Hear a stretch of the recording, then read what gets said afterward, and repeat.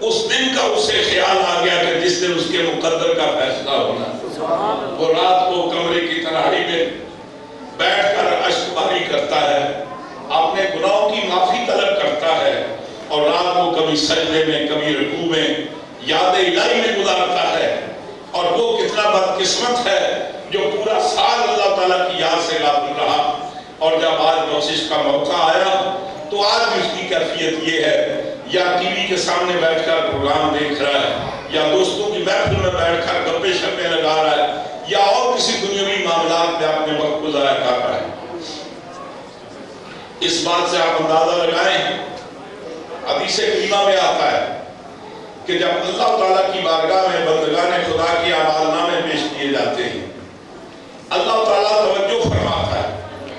جس بندے کا اعمال نامہ اللہ کی بارگاہ میں پیش ہوتا ہے، اللہ تعالیٰ توجہ فرماتا ہے وہ بندہ اس وقت کیا کر رہا ہے. اب کیفیت یہ ہے کہ وہ سال بھر نمازوں میں بھی کوتاہی کرتا رہا، کما حقو عبادات ادا نہیں کر سکا، لیکن اس رات کو وہ اپنے گناہوں پر نادم ہے، اپنے گناہوں پر پریشان ہے، اللہ کی بارگاہ میں توبہ کر رہا ہے، اور کبھی وہ قیام میں رات گزار رہا ہے، کبھی سجدے میں، کبھی قرآن کی تلاوت میں مصروف ہے، کبھی حبیب خدا پر درود کی صدائیں بچھاور کر رہا ہے. اللہ تعالیٰ فرشتوں سے فرماتا ہے اس نے پورا سال نمازیں نہیں پڑھی، غلط کام کرتا رہا، لیکن اس وقت میری بارگاہ میں موجود ہے،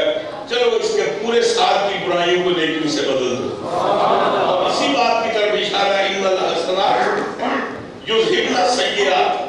کبھی کبھی ایسے ہوتا ہے کہ نیکیاں گناہوں کو لے جاتی ہیں، اور پھر اللہ تعالیٰ فرماتا ہے وہ اصل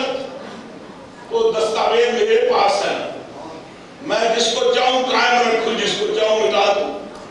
وَعِنْدَهُ أُمُّ الْكِتَابِ، اصل کتاب اللہ کے پاس ہے. تو فرماتے ہیں کہ کبھی ایسے ہوتا ہے گزشتہ سال بڑی تنگی میں گزرا، افلاس میں گزرا، تنگ دستی کا شکار رہا. اس رات کو اللہ تعالیٰ کی بارگاہ میں سر پر سجود ہے.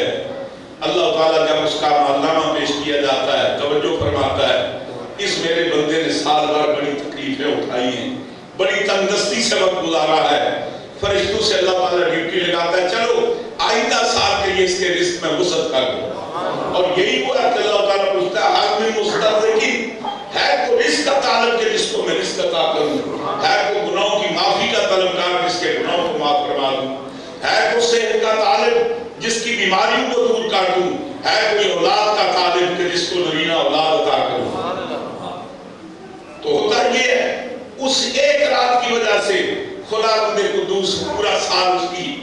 فراخ دستی میں لکھ دیتا ہے. خدا اس کو دو پچھلا سال بڑی تکلیف میں گزارا ہے، اور کبھی آدمی پورا سال بھر بیمار رہا، تکالیف کا شکار رہا. اب اس رات کو تکلیف کے باوجود، بیماری کے باوجود اللہ کی بارگاہ میں موجود ہے.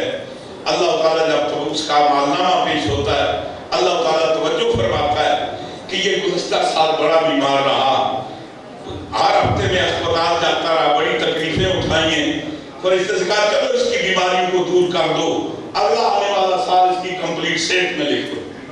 تو یوں سب یہ وہ رات ہے جس میں تقدیریں بدلتی ہیں، مقدر بدلتے ہیں. اور وجہ ایک اور بھی ہے، خداوند قدوس بھی رحمان الرحیم ہے، اللہ کا محبوب ہمارے لیے رحمت عالم بن کر تشریف فرمائے. وَبِالْمُؤْمِنِينَ رَءُوفٌ رَحِيمٌ، مسلمانوں کے لیے صاحب رافت صاحب رحمت بن کر سرکار تشریف لائے. اللہ تعالیٰ ہمیں ایسے موقع عطا کرتا ہے. کبھی اللہ تعالیٰ ہمیں شب برات جیسی رات عطا فرماتا ہے، کبھی شب قدر کی سعادت ہمیں حاصل ہوتی ہے، کبھی رمضان کے مہینے کی صورت میں پورا مہینہ ہمیں اللہ تعالیٰ عطا فرماتا ہے کہ تاکہ تھوڑے وقت میں زیادہ سے زیادہ نیکی کما سکو، تھوڑے وقت میں زیادہ سے زیادہ کارنامہ سر انجام دے سکو. فرماتے ہیں کہ وہ بھی سر وہ کہتے ہیں نا کہ اللہ بھی کریم ہے، خداوند قدوس بھی کریم، اس کا محبوب بھی کریم، سب شکر کے حسنین میں آنے دو کریم. اللہ کا شکر ہے کہ ہمیں خدا ملا، وہ بھی کریم ہے، ہمارا خدا بھی کریم ہے اور ہمارا محبوب بھی کریم ہے. اور فرماتے ہیں کہ جب یہ شب برات آتی ہے، اللہ تعالیٰ کی رحمت آسمان دنیا پر اللہ تعالیٰ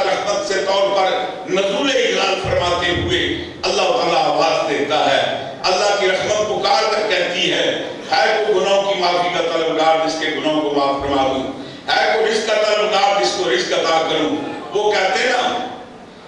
کیوں اپنی گلی میں وہ روادار صدا ہو، کیوں اپنی گلی میں وہ روادار صدا ہو، جو خود بھیک لیے رائے گدا دیکھ رہا ہو، جو خود بھیک لیے رائے گدا دیکھ رہا ہو، آتا ہے فقیروں پہ انہیں پیار کچھ ایسا، خود بھیک دیں اور خود کہیں منگتے کا بلا ہو، اور آئے جو گدا دینے سرے کوئے گدایاں، آئے جو گدا دینے سرے کوئے گدایاں، لا پر یہ دعا تھی میرے منگتے کا بلا ہو۔ تو یہ وہ رات ہے خدا بندے قدوس کی رحمت نزول اجلال فرما کر اللہ تعالیٰ آوازیں دے کر ہمیں کہتا ہے کوئی گناہوں کا طالب، ہے کوئی گناہوں کی بخشش جانے والا جس کے گناہوں کو معاف کروں، ہے کوئی رزق کا طالب جس کے رزق کے اندر اضافہ فرماؤں۔ تو یہ وہ رات ہے کہ جس کے اندر مقدر بدلتے ہیں اور قسمتیں بدلتی ہیں۔ برسبیل تذکرہ ایک اور بات بھی عرض کر دیتا ہوں کہ یہاں اگر اس سے مراد شب برات ہے، جیسے کہ علماء کرام ارشاد فرماتے ہیں کہ کلام پاک کا نزول شب برات میں ہوا، اب ظاہر ہے کہ قرآن ہی کے اندر یہ بات موجود ہے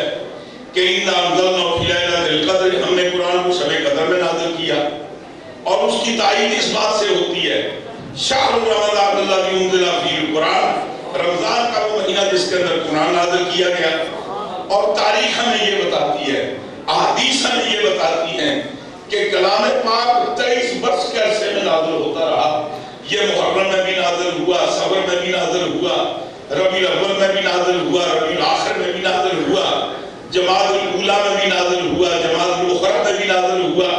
رجب میں بھی ہوا، شعبان میں ہوا، رمضان میں ہوا، شوال میں، ذوالقعدہ میں، ذوالحج میں۔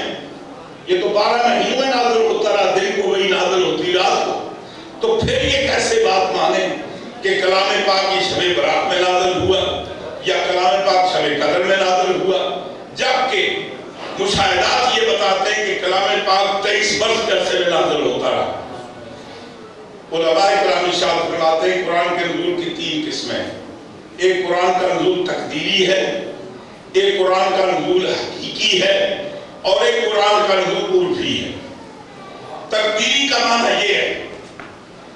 آپ کوئی کام کرنا چاہتے ہیں، بلڈنگ بنانا چاہتے ہیں، مٹیریل آپ کے پاس موجود ہے،